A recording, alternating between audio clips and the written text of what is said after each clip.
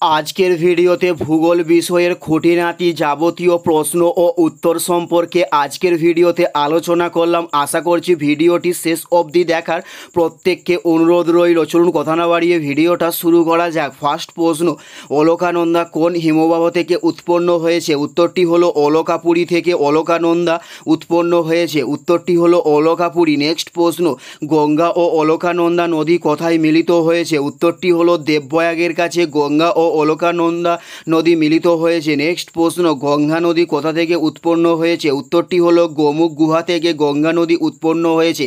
উত্তরটি হলো গোমুখ গুহা থেকে গঙ্গা নদী উৎপন্ন হয়েছে। নেক্সট প্রশ্ন, গঙ্গার মোট দৈর্ঘ্য কত? উত্তরটি হলো 2500 গঙ্গার মোট দৈর্ঘ্য। উত্তরটি হলো 2500 গঙ্গার মোট দৈর্ঘ্য। নেক্সট প্রশ্ন হলো ভারতের সিন্ধু নদীর মোট দৈর্ঘ্য কত? উত্তরটি হলো 709 কিমি ভারতের সিন্ধু নদীর মোট দৈর্ঘ্য। উত্তরটি হলো 709 কিমি ভারতের সিন্ধু নদীর মোট দৈর্ঘ্য। নেক্সট প্রশ্ন, দাক্ষিণাত্যের মালভূমি পর্বত অঞ্চল কী নামে পরিচিত? উত্তরটি হলো মালদা নামে দাক্ষিণাত্যের মালভূমি পর্বত অঞ্চল পরিচিত।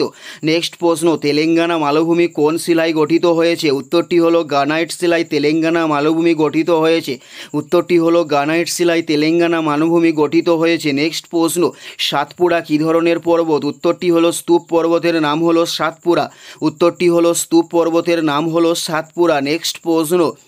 নেক্সট প্রশ্ন হলো সাতপুরার উত্তরে কোন পাহাড় অবস্থিত? উত্তরটি হলো মহাদেব পাহাড় সাতপুরার উত্তরে অবস্থিত। উত্তরটি হলো মহাদেব পাহাড় সাতপুরার উত্তরে অবস্থিত। নেক্সট প্রশ্ন, সাতপুরার পূর্বাংশ কী নামে পরিচিত? উত্তরটি হলো মহাকাল পর্বত নামে সাতপুরার পূর্বাংশ পরিচিত।